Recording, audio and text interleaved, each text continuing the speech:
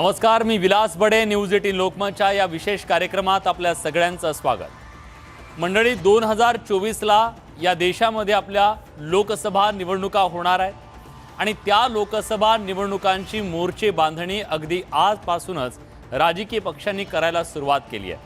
विशेषतः गेल्या 2014 पासून सत्तेत असलेल्या मोदी सरकारला सत्तेतून घालवण्यासाठी विरोधकांनी आता कंबर कसली आहे आणि पश्चिम बंगालच्या रणांगणामध्ये भाजपला चितपट करणाऱ्या ममता बॅनर्जी हे आता विरोधकांची एकजूट करण्यासाठी कामाला लागल्यात असंच म्हणावं लागेल. कारण 3 दिवसाच्या मुंबई दौऱ्यावर आलेल्या ममता बॅनर्जी यांनी काल शिवसेनेच्या नेत्यांची भेट घेतली आणि आज राष्ट्रवादी काँग्रेसचे अध्यक्ष शरद पवार यांची भेट घेतली आणि त्यांनी स्पष्टपणे सांगितलं की भाजपला सत्तेतून घालवण्यासाठी, त्यांना पर्याय देण्यासाठी आज लढणाऱ्या लोकांनी एकत्र यायला हवं. पण हे सगळं करत असताना काँग्रेसला मात्र त्यांनी टोले लगावले, काँग्रेसबद्दल मात्र त्यांनी टीका केली. त्यामुळे काँग्रेसच्या व्यतिरिक्त तिसरी आघाडी उघडण्याचा ममता दीदींचा प्रयत्न आहे का, हा प्रश्न सुद्धा आज अनेकांना पडलाय. आणि या सगळ्याबद्दल आपण चर्चा करणार आहोत. आपल्या सोबत मान्यवर पाहुणे आहेत. आपल्या सोबत आहेत भाजपचे मुख्य प्रवक्ते केशव उपाध्ये आणि आपल्या सोबत आहेत राष्ट्रवादी काँग्रेसचे प्रवक्ते महेश तपासे. सुरुवातीला मी केशव उपाध्ये यांच्याकडे जातोय. केशवजी, तुम्हाला 2024 मध्ये एक आव्हान उभं करण्यासाठी राज्यात जसं महाविकास आघाडी सरकार आलं, एक फॉर्म्युला आता विरोधकांना सापडलेला आहे आणि तोच फॉर्म्युला 2024 मध्ये सुद्धा तुमच्या विरोधात वापरला जाणार हे जवळपास निश्चित मानलं जातंय. तुम्ही या आव्हानाकडे कसं पाहता? कारण विरोधकांची आता एकजूट होतीये. असं आहे की सगळ्यात पहिल्यांदा सर्वप्रथम लोकशाही आहे. लोकशाहीमध्ये प्रत्येक पक्षाला आपल्या पद्धतीने प्रचार करायचा अधिकार असतो. त्यामुळे त्यांना जो तो करावासा वाटला तर तो त्यांना शुभेच्छा आहेत. माझला काही त्या आक्षेपाचं कारण नाही. प्रत्येकाला काय आघाडी करायची, अमुक करायची, तमुक करायची, जे करायचं, जी दिवा स्वप्न बघायची ती दिवा स्वप्न प्रत्येक जण बघू शकतं. त्याबद्दल कुणाच आक्षेप घेऊ शकत नाही. राहता राहिला मुद्दा 2024चा काय म्हणा, असं एक यापूर्वी सुद्धा 2017 साली कर्नाटकच्या निवडणुकीनंतर तुम्हाला आठवत असेल अशाच पद्धतीने भात उंच करणारे आपण सगळ्यांच्या काय बघितले. त्याच्यापूर्वी बिहार निवडणुकीमध्ये अशाच पद्धतीने निवडणुकीच्या निकालानंतर बिहार मग नंतर कर्नाटक अशा दोन्ही निवडणुकीनंतर हात उंचावणारे सगळ्या आता काय भाजपला आम्ही चॅलेंज करणार, भाजपला आम्ही मोठं आव्हान उभं करणार, अशा पद्धतीने करणारे फोटो, अशा पद्धतीने करणारे त्यावेळेच्या न्यूज चॅनलचे क्लिपिंग आपल्या सगळ्यांकडे आजही असतील. ते जरूर काढून बघितले पाहिजे आणि त्याच्यानंतर त्याच्यातले किती लोक त्यांच्या सोबत आहेत हेही बघितलं पाहिजे. नंतर काय झालं हेही बघितलं पाहिजे. त्यामुळे या सगळ्या अशा पद्धतीची दिवा स्वप्न बघणं हे जरूर त्यांनी बघावं. पहिला मुद्दा. दुसरा मुद्दा वस्तुस्थिती काय, तिसरा मुद्दा शेवटी याच सगळ्या देशातली जनता जी आहे ती या देशातली जनता विकासासोबत आहे आणि केवळ भाजप म्हणजे नकारात्मक पद्धतीने केवळ भाजप नको आम्हाला द्या, कस्टडी तुम्हाला द्या, तुमच्याकडे कार्यक्रम नाही, तुमच्याकडे एकमत नाही, तुमच्याकडे एक वाक्यता नाही, एक मिनिट माझं पूर्ण होऊ द्या, तुमच्याकडे कोणत्याही प्रकारची दिशा या देशासाठी नाही. आणि महाराष्ट्राचं चित्र बघतोय, महाराष्ट्र चित्रात देश बघतोय, काय वातावरण महाराष्ट्र जरी आहे आज सगळा देश बघतोय आणि त्यामुळे अशा पद्धतीने कोणीतरी हास्यास्पद पद्धतीने आम्ही पण आज स्वतः एक यायला तयार नाहीत. आज स्वतः काँग्रेसने राहुल खरं म्हणजे यावेळेस गोष्टी राहुल गांधीची आहे. पश्चिम बंगालमध्ये खऱ्या अर्थाने वाट लागली असेल ती काँग्रेसची वाट लागली. 0 जागा आहे, सगळी मतं भेटली. तुम्ही जे मुद्दे उपस्थित केले त्याच्याबद्दल बोलण्यासाठी आता आपल्यासोबत राष्ट्रवादी काँग्रेसचे प्रदेशाध्यक्ष जयंत पाटील जोडले गेलेले आहेत. पाटील साहेब, स्वागत आहे तुमचं न्यूज 18 लोकमत मध्ये. तुमच्याकडे अजेंडा नाही, तुमच्याकडे धोरण नाही, तुमच्याकडे नेता नाही, तुमच्याकडे दिशा नाही, अशा प्रकारचा आरोप भाजपकडून केला जातोय आणि तुम्ही जे आज म्हणताय एकी दाखवताय ते दिवा स्वप्न आहे, हा सुद्धा आरोप होतोय. याच्या आधी कर्नाटकच्या निवडणुकीच्या नंतर सुद्धा हा प्रयत्न झाला, तो अपयशी ठरला, हे सुद्धा तुम्हाला सांगितलं जात आहे. ते काय मला याच्यावर काही प्रतिक्रिया व्यक्त करायची नाहीये. कारण भारतीय जनता पक्षाने जो कार्यक्रम दिला त्या कार्यक्रमाच्या पेक्षा वेगळे पावलं त्यांनी उचलली. महागाई स्थिर ठेवू, महागाई होऊन देणार नाही, यासारख्या गोष्टी, शेतकऱ्यांच्या बाबतीतल्या गोड गोष्टी, एवढे खोटं कार्यक्रम ज्यांनी जे दिले त्याच्या विरोधात सगळी पावलं पडली.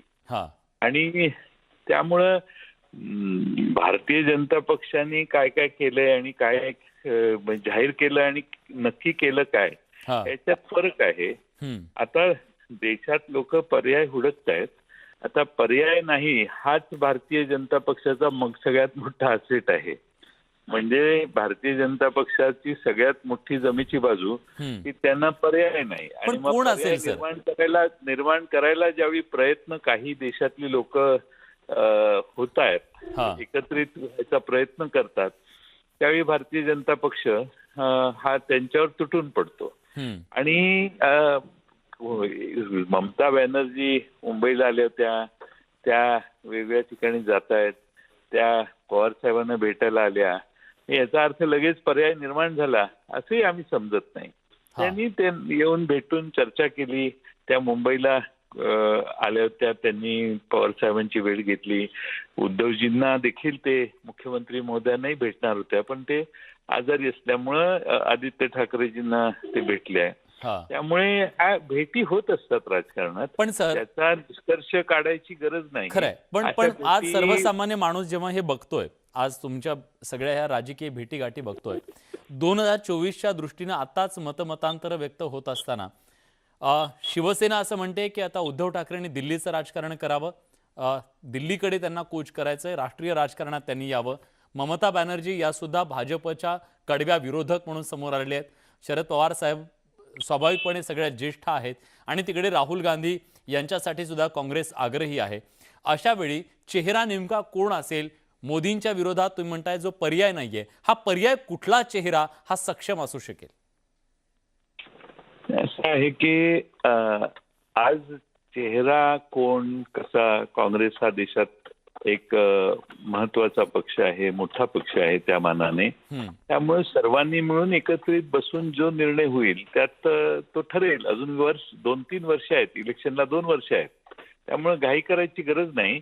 लोक एकमेकाला भेटली म्हणून भारतीय जनता पक्षाला लगेच पर्याय तयार झाला असंही मी म्हणणार नाही. पण त्याची सुरुवात आणि त्याची गरज आहे की या देशातल्या जनतेनं आता हळूहळू मान्य करायला सुरुवात केलेली आहे. विशेषतः शेतकऱ्यांच्या कायदे नाईलाजाने मागे घ्यावे लागले भारतीय जनता पक्षाला. शेतकऱ्यांच्या बरोबर ते केलं. मध्ये फार मोठ्या प्रमाणात महागाई वाढवली, पेट्रोल डिझेलवरचे दर शेवटी काही प्रमाणात निवडणुकात पराभव झाला म्हणून थोडेसे मागे घेतले. या सगळ्या गोष्टी म्हणजे भारतीय जनता पक्षाने धोरणात्मक जे निर्णय चुकलेले आहेत त्यांचे, त्याच्या दुरुस्ती करण्याचा प्रश्न आहे. आता बिल मागे घ्यायच्या वेळी बिल का मागे घेतोय याची कारण मीमांसा पंतप्रधानांनी लोकसभेत देणं अपेक्षित होतं. पण चर्चेशिवाय कोणालाही न बोलून देता बिल मागे घेणं म्हणजे चर्चेला तयारीच नाही आपली. चर्चेला या देशात लोकसभेत किंवा राज्यसभेमध्ये वेगवेगळ्या विषयांची चर्चा होणं अपेक्षित असताना एवढा मोठा निर्णय त्यांनी घेतला देशातल्या कायदे मागे घ्यायचा शेतकऱ्यांचा, आणि त्याच्यावर चर्चा नाही, म्हणजे याचा अर्थ उत्तर नाही भारतीय जनता पक्षाकडे. आपण उत्तर घेऊया ना आता. आणि धन्यवाद, तुम्ही बोललात न्यूज 18 लोकमतशी, त्याबद्दल. केशवजी उत्तर द्या. नाही, माननीय पाटील साहेबांनी आता काही गोष्टी मांडल्या, मला फार म्हणजे कसं असतं की आपलं ठेवावं झाकून, अशा प्रकारची एक म्हण आहे. म्हणजे महाराष्ट्रामध्ये पेट्रोल डिझेलचे भाव इतके आकाशाला भिडलेत. मंत्री आहेत माननीय, महत्वाचं पद आहे त्यांच्याकडे. का महाराष्ट्रातल्या जनतेबद्दल काही दिलासा कळवळा वाटत नाही? दारूचे भाव मात्र या ठिकाणी कमी होतात, मात्र पेट्रोल डिझेलचे भाव वाढ पाटील साहेबांचे करत नाही. कशाला प्रायोरिटी, दारू की पेट्रोल? सर्वसामान्यांना जे रोज लागतं ती पेट्रोल डिझेलचे भाव कमी, म्हणजे त्याची प्रायोरिटी का काही राष्ट्रवादी सरकारची? शेतकऱ्यांच्या प्रश्न फार तळमळीने बोलले. महाराष्ट्रातल्या शेतकऱ्यांची वीज बिल माफ काय, आम्ही तोडणारच, वीज बिल भरलंच पाहिजे. आणि शेतकऱ्यांना मदत तर देणं दूर, त्यांच्या म्हणजे अतिशय वाईट पद्धतीने गेल्या काही देशांना झालंय, त्याच्यावर पाटील साहेब बोलणार नाहीत. महाराष्ट्रामधल्या महिला अत्याचाराबद्दल इतक्या घटना घडतात, त्याच्यावर पाटील साहेब बोलणार नाहीत. आणि मुळामध्ये पाटील साहेबांनी कबूल केलं, हीच खरी वस्तुस्थिती आहे आणि आपण सगळ्यांनी स्वीकारली पाहिजे की त्यांचे असं की ह्याच्यावर लगेच पर्याय निर्माण झाला असं नाही, यातनं चर्चा करून बसून मग ठरवू. त्यामुळे मला असं वाटतं बाजारात तुरी, अजून कुठल्या कुठे बाजारात तुरी, आज कशात काही नाही. आज जनरल स्वतःच ते कबूल करतात की आज जनरल भेट ही काही पर्याय बिर्याय असं काही नाहीये. मग काँग्रेस मग त्याच्यासोबत येणार की नाही हा मुद्दा आहे. आज ममता बॅनर्जी राहुल गांधीने थेट सुनावलं की राहुल गांधी मैदानात नुसते टिवटिव करतात. त्यामुळे या पद्धतीने बोला 2024ला तुमचा चेहरा कोण असेल? या ठिकाणी प्रश्नच येत नाही 2024ला कोणी असेल, हा प्रश्न या ठिकाणी आणणं आवश्यक आहे. भारतीय जनता पार्टी पूर्णपणे म्हणजे भारतीय जनता पार्टी एक तर सगळ्यात पहिल्यांदा नरेंद्र मोदींची लोकप्रियता, विश्वासार्हता आणि त्यांचं जनतेतलं स्थान हे हा. आजही अबाधित आहे. ज्या पद्धतीचं काम ते करतायत त्यामुळे भारतीय जनता पार्टीचा हा प्रश्नच उद्भवत नाही की कुणाचा चेहरा असणार, काय असणार. या देशातल्या जनतेला माहितीये, या देशाच्या विकासासाठी, ठीक आहे. सर्वसामान्यांना पुढे नेण्यासाठी, त्यांच्या जीवनात चांगला अंतर घडवण्यासाठी, चांगला आनंद घडवण्यासाठी एकमेव नाव आहे नरेंद्र मोदी. बरं, ठीक आहे. नाही, त्यांचं वयानुसार मी म्हणालो की काय बदल होणार आहे का. महेश तपासे आता आपल्या सोबत आहेत. महेशजी, आज जर समजा पर्याय द्यायचा आहे, भाजपला तुम्ही पर्याय देऊ इच्छिताय, पण असे प्रयोग जेव्हा झाले ते प्रयोग फारसे यशस्वी होताना दिसले नाहीत.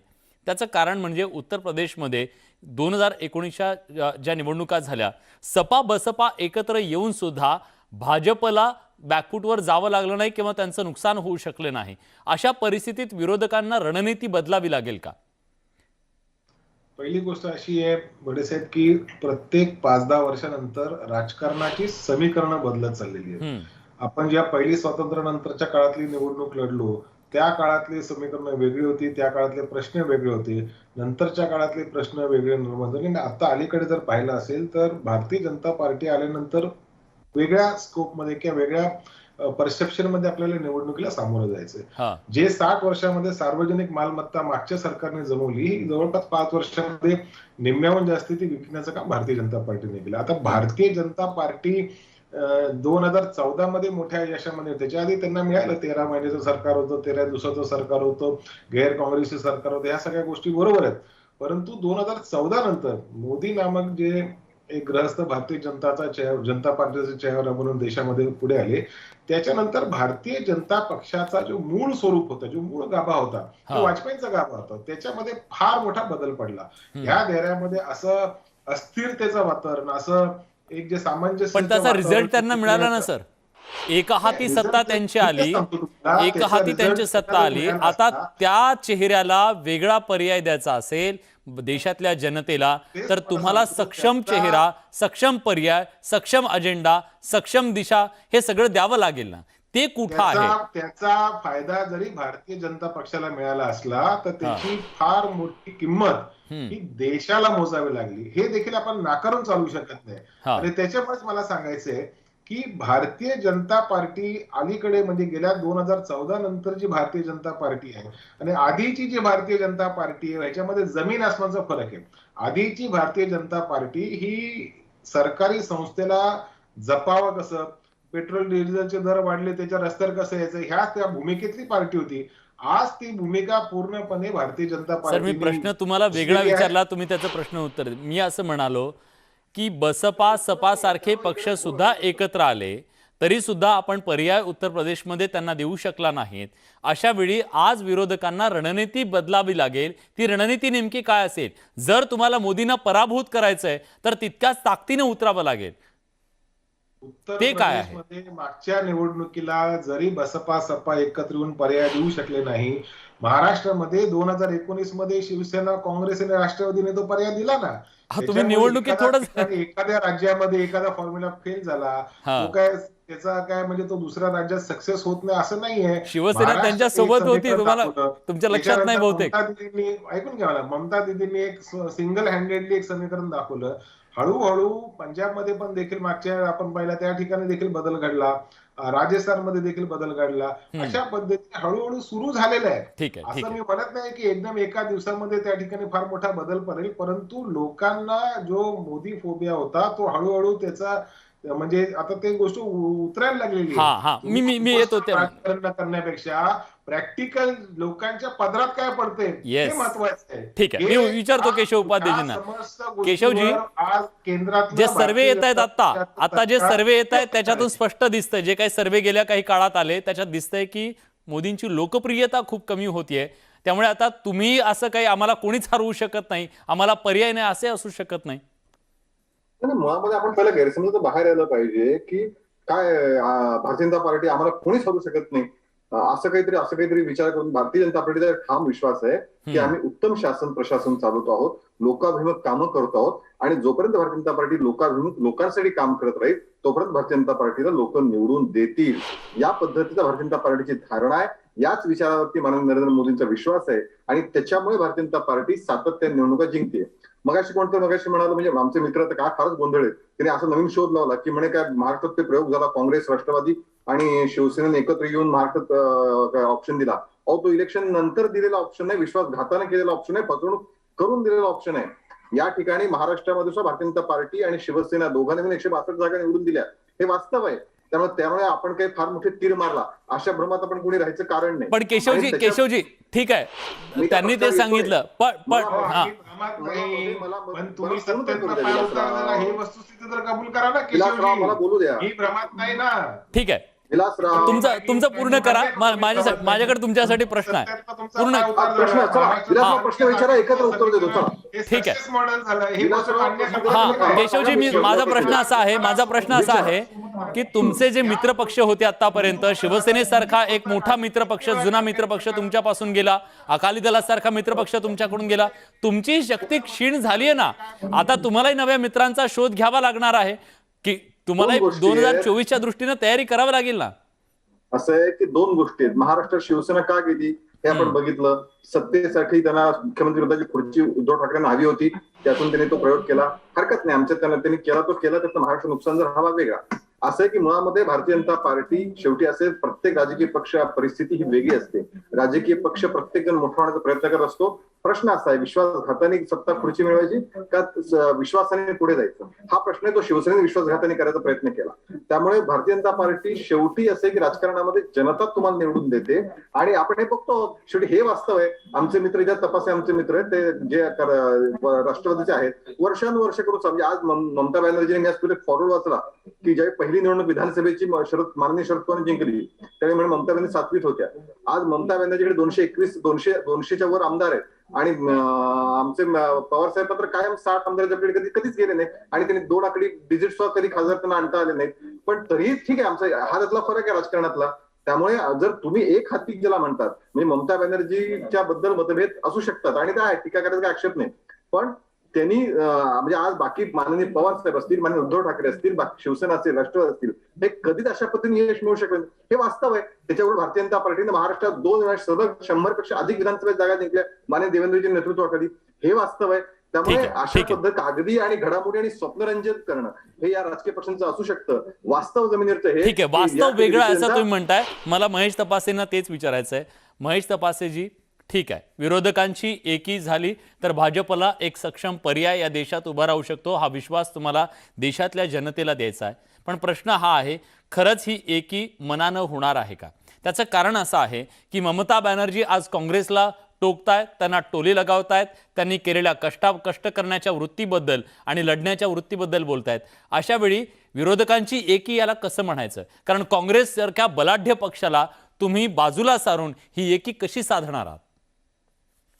असं आहे की कुठल्या नेत्यांनी काय वक्तव्य केली, या सगळ्या वक्तव्याचा गांभीर्यपूर्वक जर विचार केला तर मला वाटतं की विरोधी पक्ष युपीए हे सुदृढच होणार. ह्याच्या आधी देखील पवार साहेबांनी 1-2 वेळा काही विषयावर चर्चा केली, तेही काय त्या ठिकाणी बोलले.